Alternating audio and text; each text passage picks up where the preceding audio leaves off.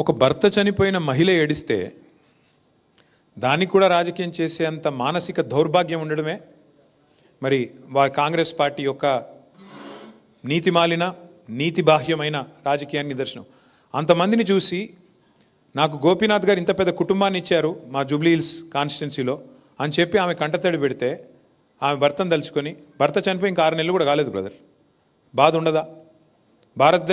భారతదేశంలో మన సాంప్రదాయంలో డెఫినెట్గా భర్తను ప్రతిరోజు తలుచుకుంటారు, తండ్రిని తలుచుకుంటారు, పిల్లలు చనిపోయిన తర్వాత తలుచుకోరా? కుటుంబ సభ్యులకు ఆ మాత్రం ఉండదా?